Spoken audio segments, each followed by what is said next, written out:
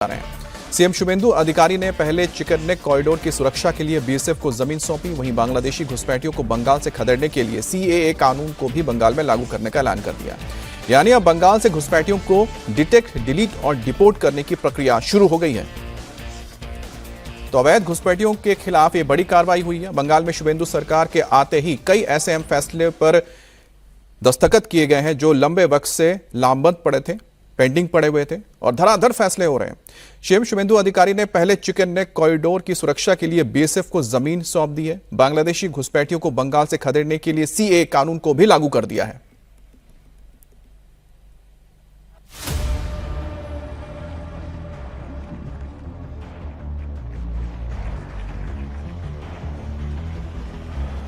BSF के हवाले chicken neck, घुसपैठियों की एंट्री पर full stop. We are ready to hand over 27 kilometer fencing land. घुसपैठियों पर सबसे बड़ी चोट, बंगाल में सीएए को हरी झंडी। আজ থেকে আমরা এই আইন কার্যকর করলাম। एक्शन पर एक्शन, बांग्लादेशी घुसपैठिए बंगाल छोड़ो। সিএ এর আওতায় যারা নেই তারা হলেন কমপ্লিটলি অবৈধ অনুপ্রবেশকারী ইনফিল্ট্রেটার্স। তাদেরকে সরাসরি রাজ্য পুলিশ গ্রেপ্তার করবে এবং ডিটেন করবে এবং হ্যান্ডওভার করবে বিএসএফ এর হাতে। बंगाल में शुभेंदु सरकार ने बांग्लादेशी घुसपैठियों की एंट्री पर लगाम लगाने और बंगाल में मौजूद बांग्लादेशी घुसपैठियों को वापस भेजने को लेकर दो बड़े फैसले किए हैं। शुभेंदु अधिकारी ने मुख्यमंत्री बनने के 10 दिन के अंदर ही वो काम कर दिया जिसे ममता बनर्जी ने 12 साल से लटका कर रखा था। भारत बांग्लादेश बॉर्डर पर फेंसिंग लगाने के लिए बंगाल सरकार ने सिलीगुड़ी में चिकन नेक वाले इलाके में 27 किलोमीटर जमीन बीएसएफ को सौंप दी। तो दूसरी तरफ बंगाल में नागरिकता संशोधन कानून यानी सीएए को लागू करने का भी ऐलान कर दिया। साथ ही शुभेंदु ने बंगाल से अवैध विदेशी घुसपैठियों को फौरन बांग्लादेश डिपोर्ट करने का भी ऑर्डर दे दिया। সিএ এর অন্তর্ভুক্ত যারা, অর্থাৎ সিএ তে বলা আছে 7টা কমিউনিটি বা ধর্ম পালন করা লোকেরা তারা সিটিজেনশিপ অ্যামেন্ডমেন্ট অ্যাক্টের আওতায় আসবেন এবং তাদেরকে যারা 31/12/2024 পর্যন্ত এসেছেন তাদেরকে কোনো পুলিশ কোথাও হ্যারাসমেন্ট ডিটেন্ট করতে পারবে না।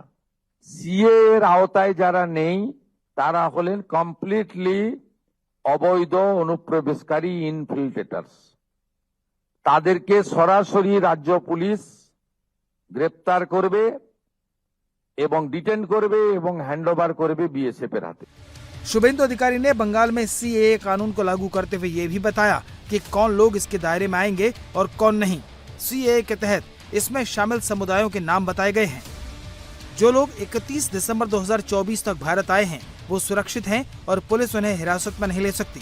नागरिकता कानून के तहत आने वाले समुदायों में हिंदू, सिख, बौद्ध, जैन, पारसी और ईसाई शामिल हैं जो कट ऑफ तारीख से पहले बांग्लादेश, पाकिस्तान और अफगानिस्तान में धार्मिक उत्पीड़न से बचने के लिए भारत आए थे। जो लोग इस कानून के तहत नहीं आते उन्हें घुसपैठिया माना जाएगा और उनके मूल देश डिपोर्ट कर दिया जाएगा। बंगाल में बांग्लादेशी घुसपैठिए ही सबसे ज्यादा हैं। ऐसे में बीएसएफ उन लोगों को डिटेन कर बांग्लादेश डिपोर्ट करने के लिए बॉर्डर गार्ड बांग्लादेश से बात करेगी और उन्हें वापस भेजने के लिए जरूरी कदम उठाएगी। বিএসএফ তারা বিডিআর এর সঙ্গে কথা বলে তাদেরকে ডিপোর্ট করার ব্যবস্থা করবে, অর্থাৎ ডিটেক্ট, ডিলিট, এবারে ডিপোর্ট। এই আইন আজ থেকে কার্যকর হলো। মাননীয় ডিজিপি কে এবং হোম সেক্রেটারিকে বলে দেওয়া হলো পশ্চিমবঙ্গের বর্ডার সন্নিহিত সমস্ত থানাগুলিতে এই আইন দেশের স্বার্থে, পশ্চিমবঙ্গের স্বার্থে আমরা আজ থেকে কার্যকর করলাম। इससे पहले शुभेंदु अधिकारी ने नेशनल सिक्योरिटी के लिए बॉर्डर फेंसिंग की इंपॉर्टेंस बताई और बीएसएफ को 27 किलोमीटर की जमीन हैंडओवर कर दी। शुभेंदु ने कहा कि अगर ममता ये जमीन पहले ही बीएसएफ को दे देती तो बांग्लादेश से घुसपैठ बंद हो जाती, लेकिन ममता ने ऐसा नहीं किया क्योंकि वो बांग्लादेशी घुसपैठियों की हमदर्द है। 555 কিলোমিটার এমন এলাকা রয়েছে যেখানে রাজ্য সরকার চাইলে বিএসএফ কে জমি দিতে পারত, কিন্তু বিগত রাজ্য সরকার রাজনৈতিক কারণে, ভোট ব্যাংকের জন্য এবং তাদের যে হাই অ্যাপিজমেন্ট তুষ্টিকরণ তোষণের এজেন্ডা ছিল সেই কারণে তারা হয়তো দেয়নি। चिकन नेक की 120 एकड़ जमीन केंद्र सरकार को सौंपी जा चुकी है। चिकन नेक के 7 हाईवे प्रोजेक्ट भी सेंट्रल एजेंसीज को ट्रांसफर किए गए हैं। राष्ट्रीय राजमार्ग प्राधिकरण को इस इलाके के 3 हाईवे प्रोजेक्ट सौंपे गए हैं। 4 project national highway and infrastructure development corporation के पास है। अभी तक ये पश्चिम बंगाल के पीडब्ल्यूडी के पास थे। राज्य और केंद्र सरकार में टकराव से विकास का काम रुका हुआ था।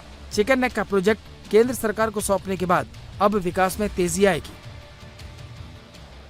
बंगाल में बीजेपी की सरकार एक एक कर अपने हर वादे पूरे कर रही है जो उसने चुनाव से पहले बंगाल की जनता से किए थे।